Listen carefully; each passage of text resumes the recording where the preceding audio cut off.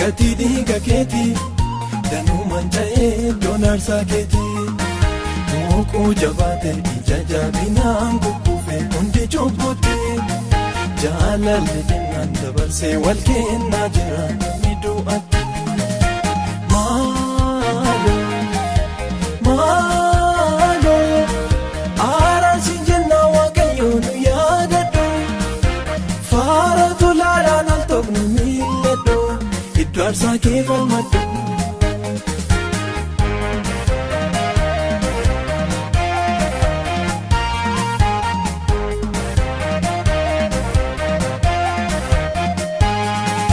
Iseen gadi dhiigamuu saatii biddoon aarsaa keetii tiksitoo dhabdee yeroo nyaatamtu oolonni bakkeetti jirra ootuma fiin jennuutu bakka dhabamne tajaajiltoonnis warra taabdattee galfata keenyaanne falmadhu gooftaa gatii dhiiga keetii danuumaan ta'ee iddoon aarsaa keetii muuquu jabaate ija jabinaan kukkuufe hundi cubbutti jaalalli jennaan dabarsee wal kennaa jira namni du'atti maaloo araarsi jennaa waaqayyoo nu yaadadhu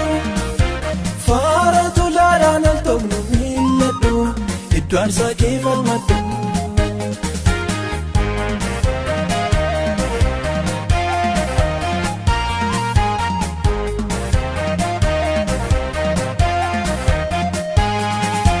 Fakkaate waan hundaa beeknu dubbii waan nu galle shamarran keenyaaf dargaggoowwanii xuraa'ummaan faalee ammeenyi guutee kan dhugaa qabus keessa ceephaa'ame falmadhu gooftaa mana qulqullummaa keessa diigame falmadhu gooftaa gatii dhiiga keetii danuumaan ta'ee iddoon aarsaa keetii muuquu jabaate ija jabinaan kukkuufe hundi cubbutti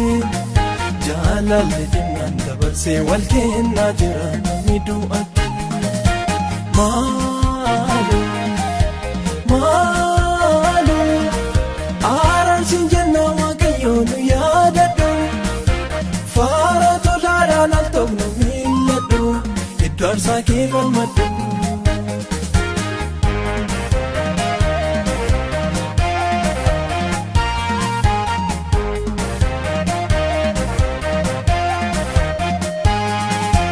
Fakkaate mana kee keessa bineensaatu guute garaaf jiraataa kan baraa kana geggeessaa fakkaate tokkummaan dhibee baay'eensaa namni yaa'aa jira gadi safuu kee gatee qoree dhooqee keessaa walitti ta'e hundi falmadhu gooftaa gatii dhiiga keetii danuumaan ta'ee iddoon aarsaa keetii muuquu jabaate ija jabinaan kukkuufe hundi cubbutti jaalalli jennaan dabarsee wal kennaa jira namni du'atti maaloo araarsi jennaa waaqayyoo nu yaadadhu faara tolaadhaan al tokko miilladhu iddoo aarsaa kee falmadhu.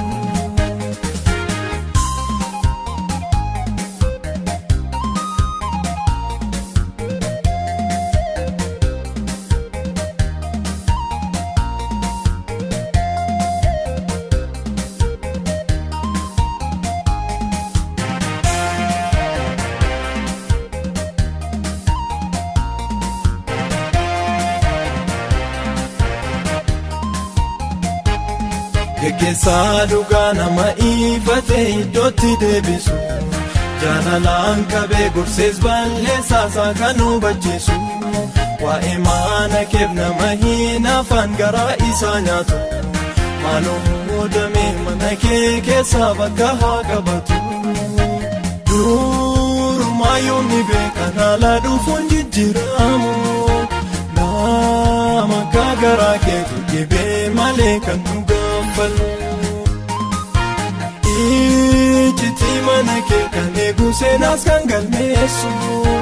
maaloo dibii kaasee hirmi mana keetii kan qulleessu yoomni beekan haala dhufuun jijjiiramu. Nama gaagaraa keetu deebee malee kan nu gaafatu. Ijjitii mana kee kan eegu seenaas kan galmeessu.